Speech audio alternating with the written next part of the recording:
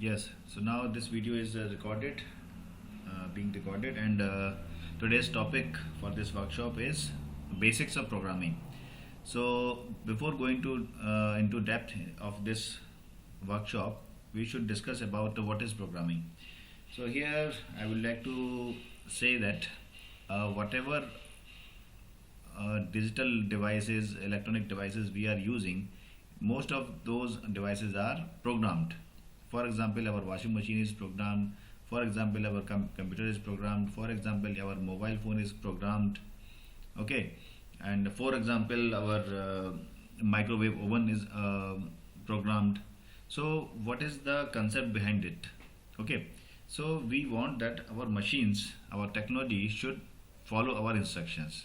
Okay, and those instructions cannot be in Hindi or English or in Russian or in German or in Spanish. Okay, because we have to tackle with the digital devices, so we have to convert our instruction into uh, considerable format, right? Are you getting this, everybody? Right. Now, before going to that, how programming is working, we should know why programming is important for us. And when we are talking about, suppose we have to design a calculator, so one question comes into our mind that calculator is already designed, so why to redesign it? Okay, so whatever problem you are facing, uh, that can be solved by software, can is already available on internet, right? Do you believe that or not? Hello, right? It is already available. So why we have to learn programming? So for answer for this is because programming is a regular improvement. Programming needs regular improvement. So we have to upgrade it on a regular interval. For example, your mobile phone is demanding to upgrade after around 15 days or 1 month or 2 months, like that. Okay, you have to upgrade that. So why to upgrade that? Because new features has been launched, or any bug or any error is there, if any, in your mobile phone, then that will be replaced, that will be recovered, right? So our senior programmers are doing that, but one day they will be promoted, and they will be at a higher seat. Okay, so their seat will be vacant. That's why students are learning programming, so that in future they can take over their seat. Are you getting this point? But right now, because you are beginner for programming, so we cannot expect from you as a student that you should design operating system like Windows, or any software like MS Office or Tally or Corel Draw or PageMaker or Google Meet. We cannot expect these type of software from your side, because you are beginner for this, right? Is it clear till now? Because we have already discussed about this that programming is only based upon the computer's language. So whatever computer understand, we have to write into that.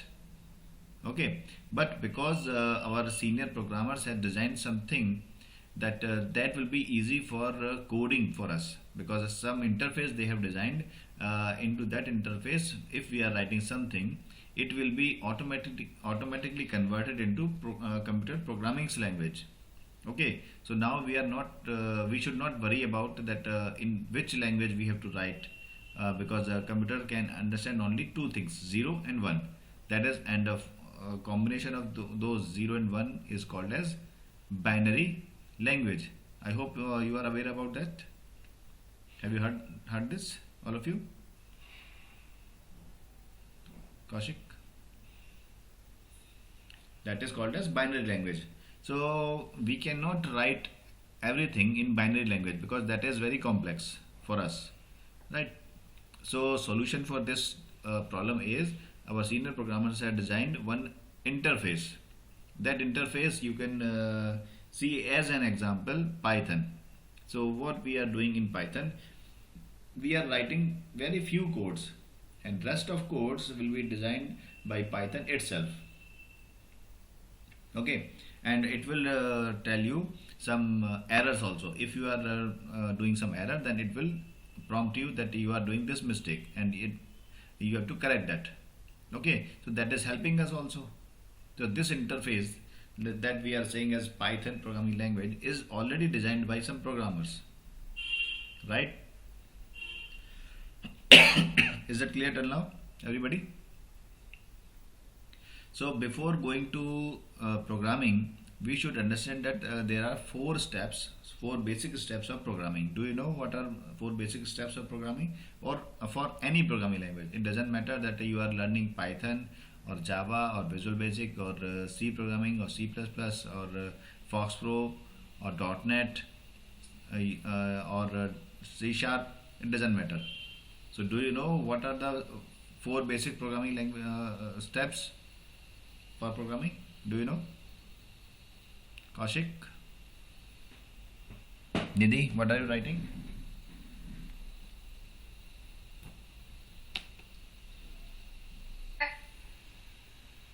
What are you writing? I'm writing basics of coding in the date. Okay. So here I'm telling you the steps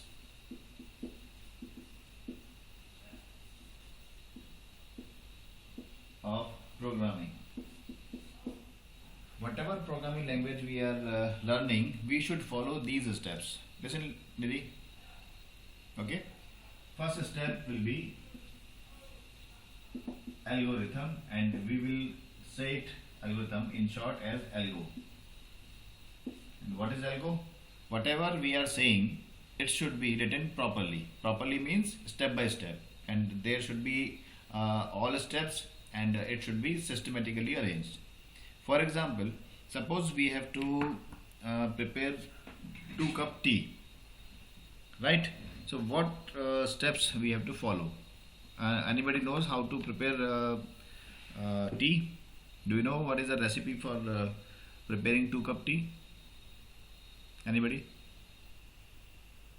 Little bit, okay. Nidhi, I think you know, right? You don't know? Know how to do with a tea bag. Okay. So yes, Urjit, what you know? How to prepare a 2 cup tea?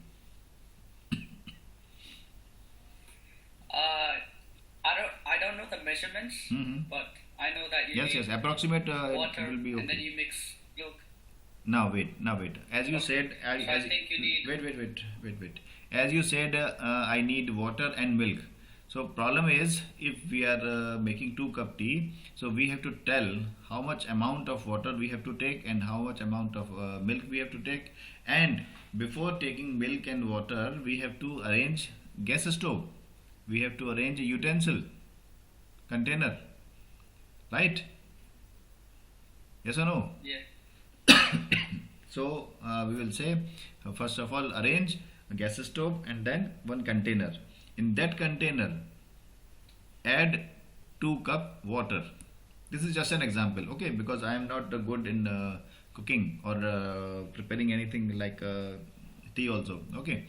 So pour 2 cup water into that container, that we are calling it as frying pan, okay? And put it on gas stove and turn on the gas stove, right? After a few minutes, we will see that there will be some bubbles, right? We will call it as boiling, water boiling. When water is boiling, we have to add some tea leaves. Some means 1 teaspoon. Okay. After that, we have to wait for around 30 to 40 seconds. Then we have to add half cup of milk into that container, right? Again, we have to add some 2 spoons sugar. Then we have to boil it again. And now we will not tell what is boiling, because we have already discussed about boiling, right? So after first boil or the second boil, we will take this container out from this gas stove, and we will close gas stove's knob, and we will filter it with strainer into cups. Okay, and then we can serve this tea. So this, we can say that this is our recipe for making 2 cup tea, right? And now just imagine we are interchanging the steps. Of course we are following all the steps, but we are changing the steps. What will happen then? Can we receive 2 cup tea? No. For example, suppose we are saying that add or pour 2 cup water on gas stove. Okay, then add 2 spoons, 2 teaspoons sugar. Then put container on gas stove. Then in this scenario, can we prepare tea? No. Of course, we are following all the instructions. So, what is the concept of algorithm here? Whatever we are doing, whatever problem we are solving, it should be systematically arranged. And it should be well documented, well written. And it should be mentioned with numbers, step number, right? And point is, why we should write in English only? Because English is considered as international language, so that in almost all countries English is acceptable. That's why we have to write it into English only. Is it clear till now? So whatever problem we are solving, we should write into algorithm first. Once it is completed, then we have to go for second step. Then second step is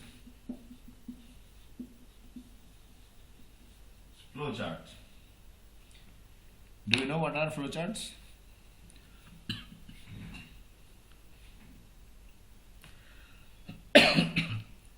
Nidhi, what you know? Kaushik, you know? Okay. Sartaj, you know? Kaushik, what you know? What you know? What you know about flowcharts? Flowchart. So, is it like this for like coding, sir, or like for just general? No, this is not coding. No. No.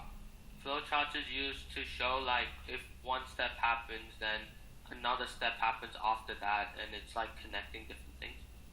Okay, Nidhi, what you know? No, it's like a diagram that shows like connections between two like different things in Yes. one topic. So basically, flowchart is pictorial diagram, pictorial representation of algorithm. So whatever we were doing into algorithm, it is represented into a pictorial diagram, pictorial format. Why? Because algorithm will be in a lengthy format, because there will be lots of sentences will be there. Of course, we are not writing any paragraph. It will be step by step, but the point is we have to read all the steps, right? So it will be taking a long time to read all those steps. Okay, and in some cases, it may not be possible to understand all the working of that algorithm. So we are using some symbols for flowchart. For example, this type of symbols you have seen, I am sure, like this.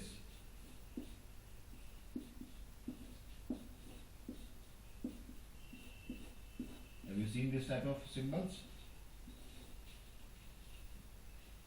Sartaj, you? Okay. So these type of symbolic representation is called as flowcharts. So here, what is the meaning of all these type of symbols? We will go into that in later on classes, that how flowcharts are designed. So, but here we can understand that this oval represents starting or ending. So here we are saying that it is started, and here we are saying that it is ended. Here this rectangular shape, rectangle is saying that we are processing something here.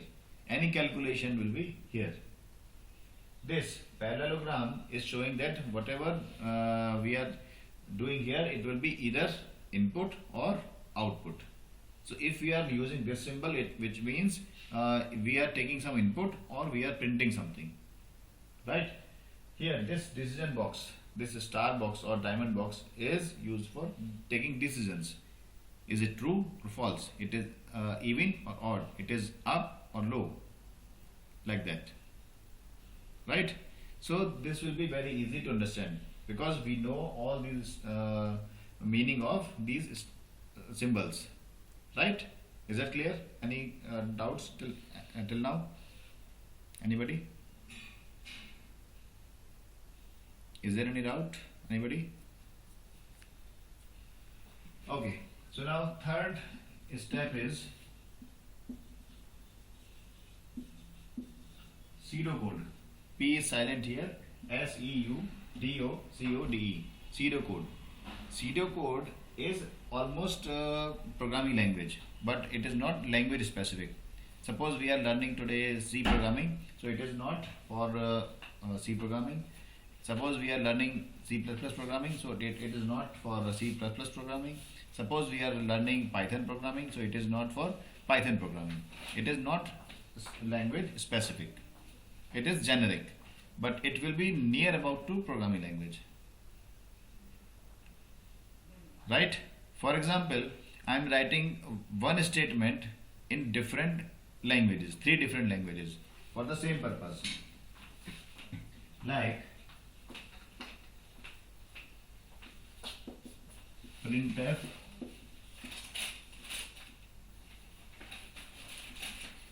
hello, then cout hello, then system dot out dot println hello. So the same output will be there for 3 different statements. Here hello will be printed, here hello will be printed, here hello will be printed, but difference is these are written in 3 different languages. This statement is in C language, this statement is in C++ language, this statement is in Java language. Okay, so how we can recognize this one is C, this one is C++, this one is Java with the syntax. These functions syntax, with the help of these syntax or functions, we can recognize this is that programming language, right? And if we are removing this one and this one, then we will write this statement like this: print.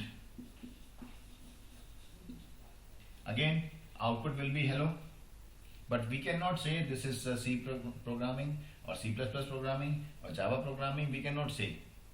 Why we cannot say? Because with this statement or this function, we cannot recognize or identify which one language we are using, right? Rest is the common thing is as it is. Are you getting this or not? Right? So this type of concepts are written in pseudocode. That is called as pseudocode. Okay, that is not any language specific. Suppose today we are discussing it for Python language. Okay, so whatever we are doing till now, till this time, whatever we are discussing, it is not specific to Python. Suppose we are learning Visual Basic now, so whatever we are discussing here, it is not specific to Visual Basic. So which means that this one step, this one step, and this one step is not specific to any language. It is common for all, right? Suppose we are learning .NET today, so all 3 steps will be same for that also, right? Then 4th step is coding. One more thing is there. Why to write this pseudocode? Then solution or answer for this question is, suppose I am writing any code in Java language, and you, Urjit, you know only C++ language, Nidhi, you know only .NET language, Kaushik, you know only C++ language, then nobody can understand what I'm writing, right? So what is my duty as a programmer? I should write in pseudocode, because pseudocode is not language specific, so everybody can understand this. Either you know C programming, either you know C++ or Java or Visual Basic or .NET or Fox Pro, doesn't matter, or Python, doesn't matter. Okay, so it is breaking the language barrier also, right? That's why we should follow this this step also. Is that clear till now? Then the fourth step is coding. This coding, any language we can select here. Suppose you are interested, You are interested in Python, so you will do your code, the same problem that you are solving in algorithm, the same problem you are solving in flowchart, and the same problem you are solving in pseudocode will be now converted into Python language. And Kaushik, suppose you are solving the same problem into C++ language, so same problem will be solved in algorithm as Urjit wrote. The same design you will draw as Urjit drawn. Same code you will write for the pseudocode as Urjit wrote. But your coding will be different because Urjit wrote in Python and you are writing in C++. Okay? So the same problem can be written in any language. For example, C or C++ or Java or PHP or Python, it doesn't matter. Or any language. You can select any one or any two or all. But usually programmers are not doing all languages simultaneously, they are going one by one for understanding, for learning. Okay, once they have expertise for that, they are choosing one language according to the need. Right?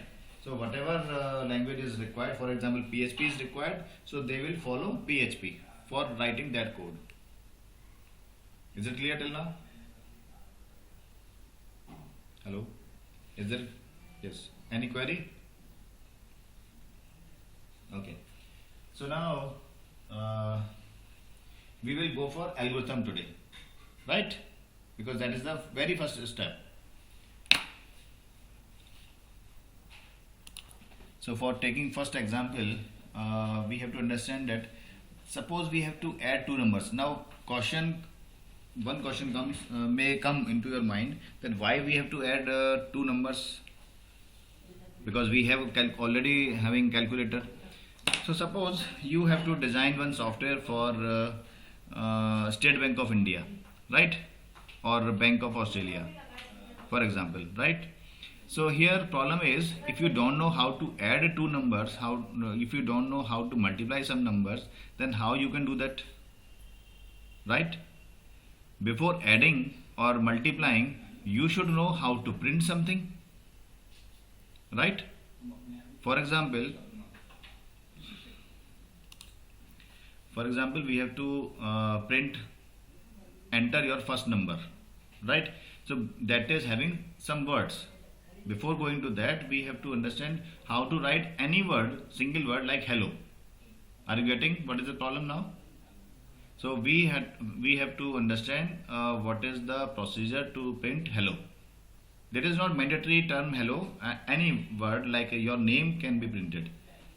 So we will understand how to write algorithm for printing hello.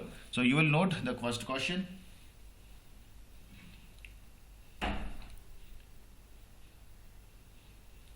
Write an algorithm to print hello. Write an algorithm to print hello.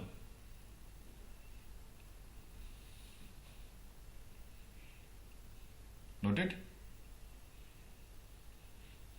So here you will write as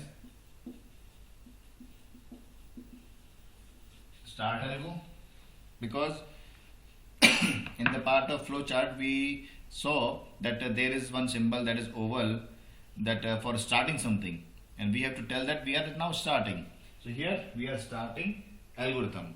In short, we are saying start algo, right? When we are starting this, it should be ended.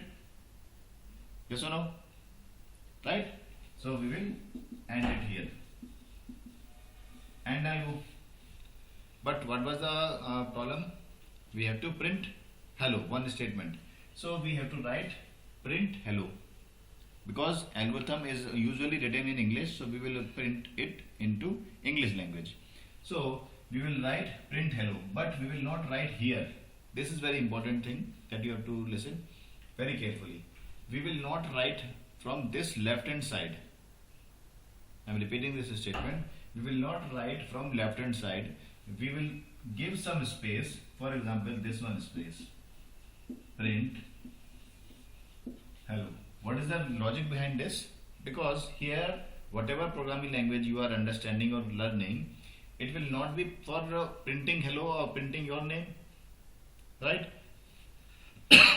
Which will be for solving some big solution or big problem. For example, you are designing some software for Bank of Australia, right? So obviously it will be having lots of lines, means it is having only 3 lines, and that program, that your software will be having around 3 lakh lines or more than that even, right? It may have 1 million lines. That is called as LOC, line of code. 1 million LOC. Okay, it may happen. So at that time you will be facing one problem, that where you have started some concept. For example, here you have started algorithm, you are ending this. Suppose some function or some module you are starting and then you are ending, again you are starting something, again you are ending something. So you will be very confused that where you have started that. Are you getting my point? Right. So here what we can see here, whatever we have started here, its ending will be immediately after in the same column. See, whatever is printed into that, it will be shifted. One tab means with one tab means you can say 4 to 5 characters. It will be shifted. Are you getting this? Any query, Nidhi, Sartaj? Right? So this concept, shifting this, is called as indenting. INDENTING. Indenting. You are indenting it so that steps, your concepts are very clear, that where it is starting, where it is ending. Right? So this is your first algorithm to print hello. Next algorithm will be, you will note, of course you will solve this algorithm also, and you will note write an algo to print your name. So how you will solve? It is simple. Start algo, then you will indent, print whatever is your name. For example, Urjit is there, so you will write Urjit, then end algo, right? So this is the procedure. So these 2 questions you will solve in a notebook, then we will go for next, right? It's like basic English, is it? Like really similar to this pseudocode? No, pseudocode is near to programming language. Pseudocode is not as equal to English or algorithm. Pseudocode is different. Pseudocode will look like as... So pseudocode is just print hello. What? So pseudocode is just print hello. That's it. No.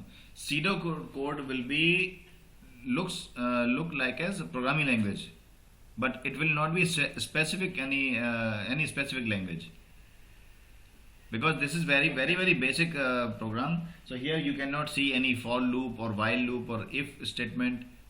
If you know about that or heard about that, so some controls are there. So those will be there into that pseudocode, but it will not be any specific language.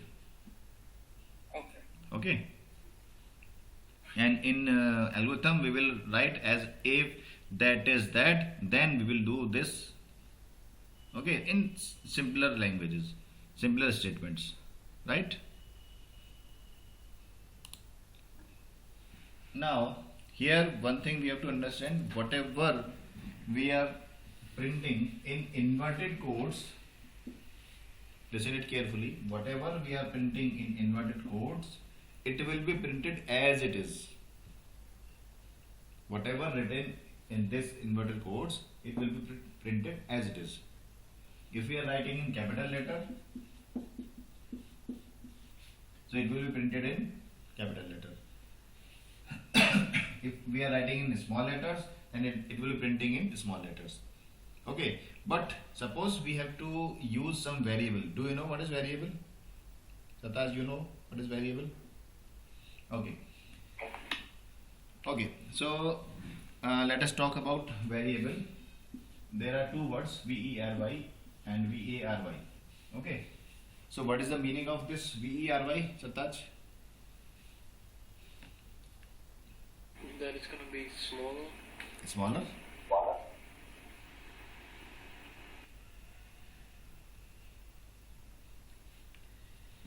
Ujit, what is the meaning of very? VERY? VRY means to an extent. Yes. And then VARY? It can mean it's like varying. It's Like specifying. variety. Yes. Okay. So here, vary. It is vary. Change. To change. It is which means to extend, to increase, to improve. Lots of. Okay. And here it is to change. So very plus able equal to very able. For an real life example, this is glass, tumbler.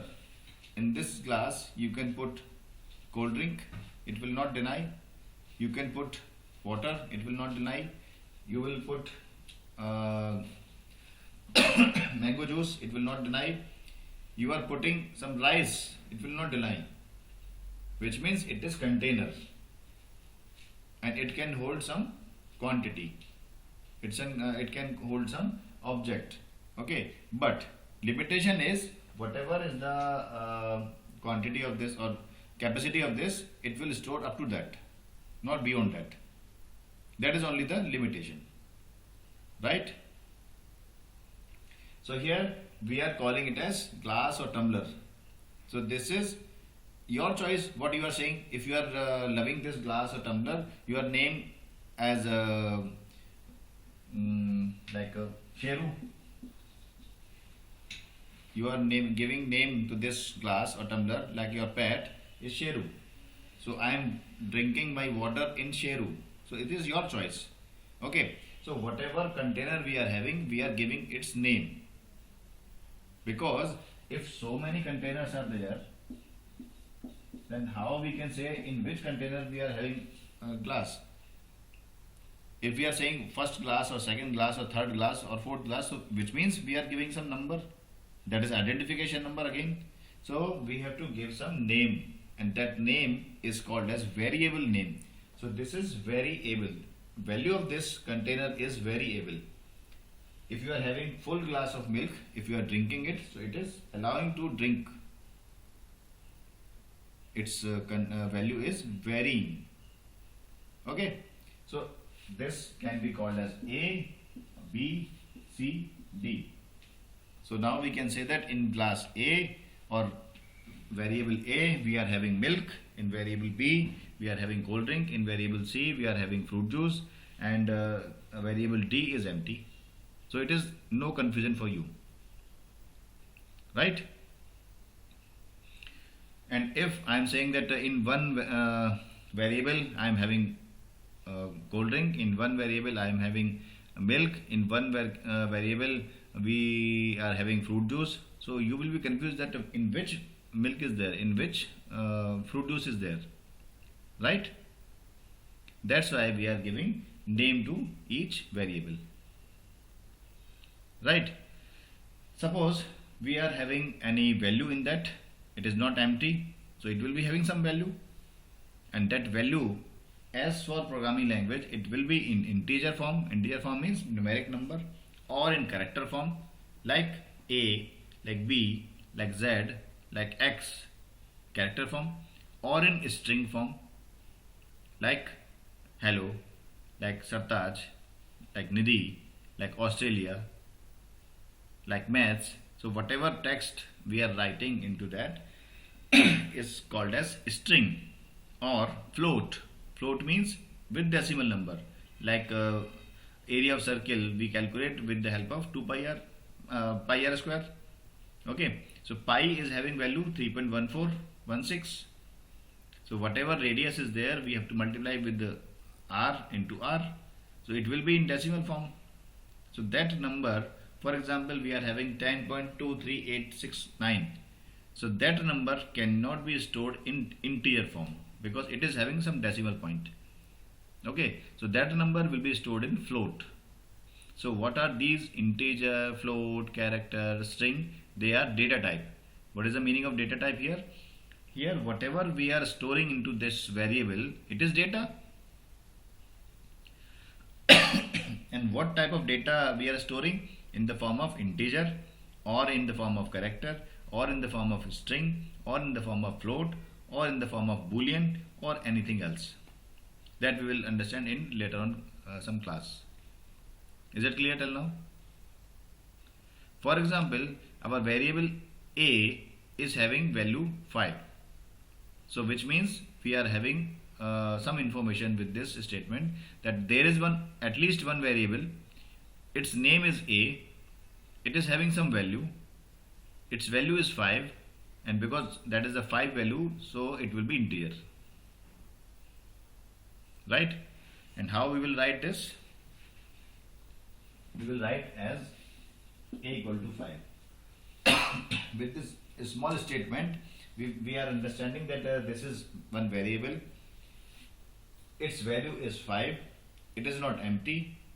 And because this is 5 and not having any decimal point, so it is integer. Is it clear? So our next problem will be to print your age. Right? So your question will be, right hand I'll go, note it, right hand I'll go to print your name and age.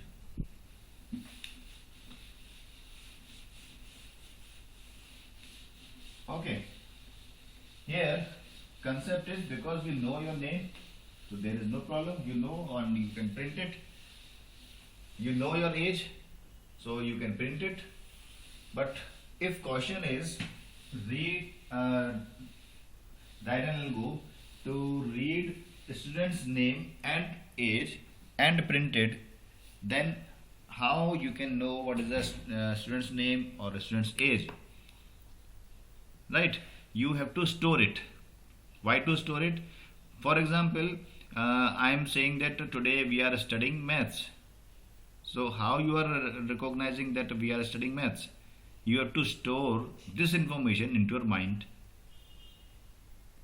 Nidhi, you know your name is Nidhi.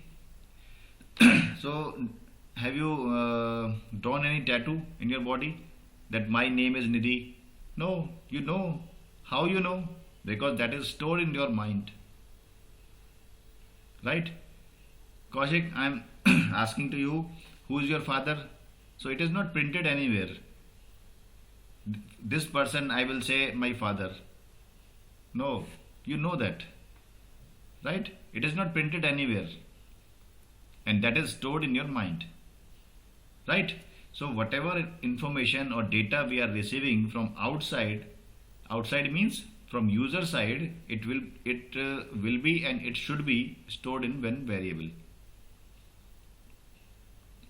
Right? One variable can store only one type of value at a time. Right?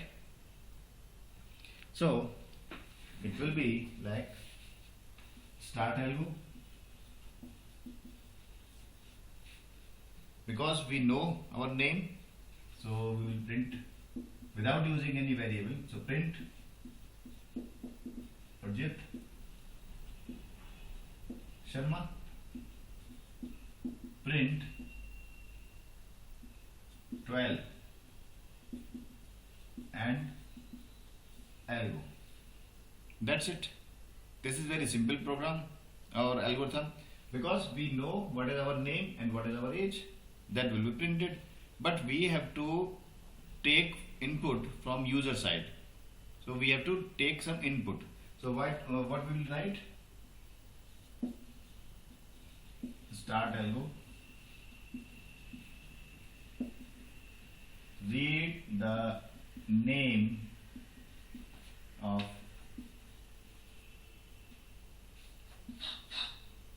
student in NM. Here NM is variable name.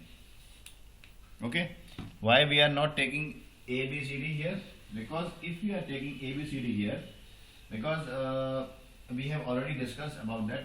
That is just like as container, just like as a tumbler, just like as glass, and we can give any name to that glass. Okay. Here we are giving one name NM. Why NM? Why not A? Suppose we are having lots of variable here. I am giving you one situation. Suppose question is to write an algo to read student's first name, middle name, last name, student's father's name, middle name, father's first name, middle name, last name, father's mother, student's mother's first name, middle name, last name, address line 1, address line 2, address line 3, city, state, country, zip code, email ID, phone number 1, phone number 2, class, section, roll number, class teacher name, school name, or Aadhaar card number, PAN card number. So it will be having lots of variable. So if we are going only with A, B, C, D, X, Y, Z, so it will be very confusing for us. Okay, so we will be confusing that what we have stored in P variable, what is stored in Q variable. So it will be having lots of problem for us. Are you getting this point? Kaushik? Hello, Kaushik. Kaushik, are you here? Hello? Hello? Yes. Is it clear or not? Yeah, yeah. Yes, sir. I think you are sleepy, feeling sleepy. No, my internet just cut out for like the past 5 seconds. I don't know why. Okay. My laptop keeps doing it. You can ask Nidhi. Okay, so if we are taking variable name as A, B, C, D up to X, Y, Z or more than that, then it will be very confusing situation for us that what we have stored in that variable. So our variable name should be self-explanatory. Here self-explanatory doesn't mean that it should be long. For example, suppose we have to store student's first name, then our variable name will not be student first name. It should not be like that. Why it should not be like that? Because we have to reuse this variable again and again. We have to type it again and again. So there may be some spelling mistakes. It will be very time consuming. So variable name should be very short and self-explanatory. Okay, so what is the meaning of that? What will be called as very short and what will be called as self-explanatory? So as per the research, it is designed and it is suggested that variable name should be at least 3 characters to maximum side 8 characters. So whatever variable we are saying or taking, it should be at least 3 characters into that, or maximum side it should be 8 characters. So some examples for variables are, suppose we have to take total, so variable name will be TOT, AVG, SUM, marks 1, marks 2, age 1, address, city, zip. So here you can see all these variables are having at least 3 characters and maximum side 8 characters, and all these are self-explanatory, right? And suppose we are taking like PQM, now we will be confused. What is stored into that? But these are all are self-explanatory, right? Suppose student's first name, so we will write STDFE NM. Employee code, suppose we have to write employee code, so we will write EMP code. So all these type of variables are lying into the same rule, right?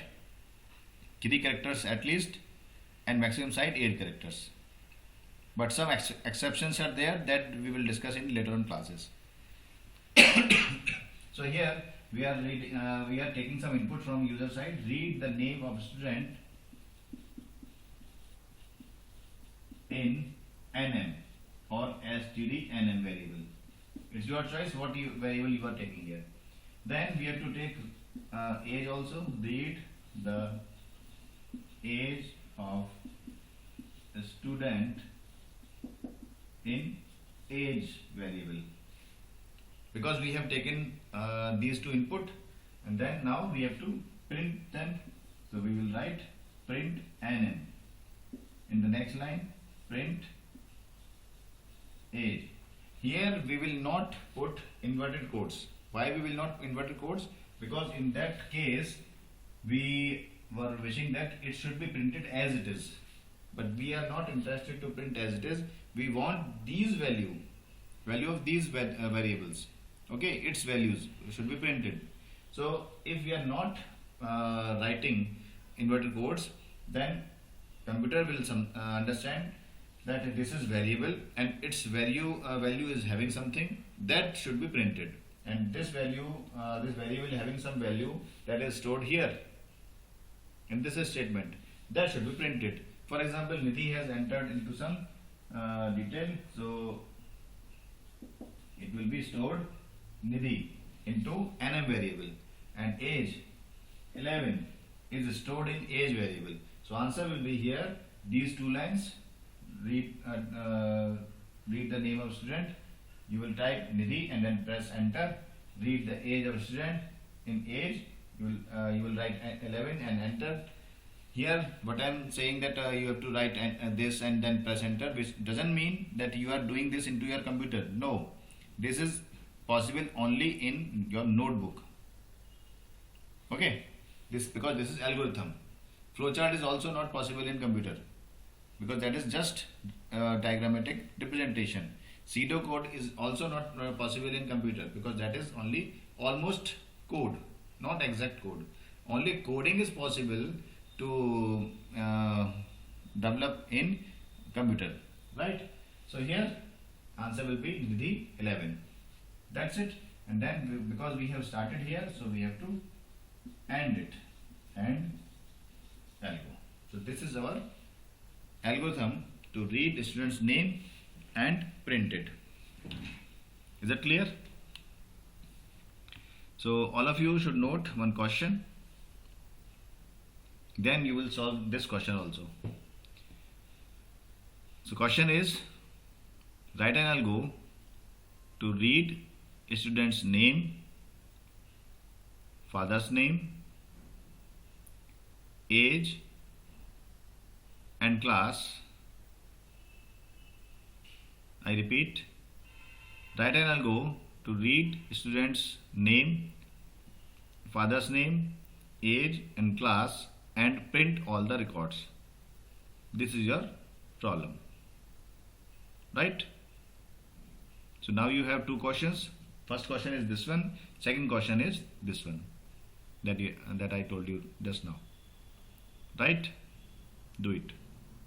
The name of the student in MN, and then I wrote my name, and then I No. read the name. Wait. Don't write your name, because that was just an example. I am telling, listen, everybody listen. I am saying, and you have to check, right? Start algo. Read the student's name in NM. Next line. Read the student's father's name in FNM. Next line. Okay. Read the student's age in age. Next line. Read the student's class in class. Next line. Print NM. Print FNM. Print age. sprint, class, and algo. So this should be your algorithm. Any doubt in this? Anybody? Fixed mine, sir. Takes mine? Fixed it. Okay.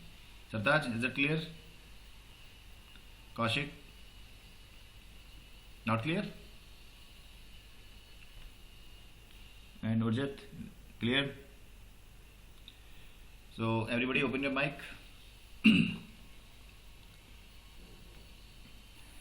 So this is all just about this workshop, and of course you can see that this is not ending, it is just in starting of this programming concept. Okay, so in this session we will stop here, and we may continue this session into later on another session. Okay, I hope you have enjoyed this session. Share your experience. Share your experience, Urjit. Well, for me, I didn't really know the 4 steps of coding, of programming, and this really helped me understand, the first step, and gave me a basic view about the other 3 steps. So that was good. Okay, Kaushik. It was a really nice experience, and it helped me with like coding language stuff. Okay, Nidhi. I knew some of this, but I didn't, I never thought it was this interesting, and I never thought it was it had a way deeper meaning than just type it on the screen. Okay. And you, Sartaj? It gave a good introduction to the beginning of coding, and gave a good overview to other ways to code. Okay. So okay then, now we are ending the session.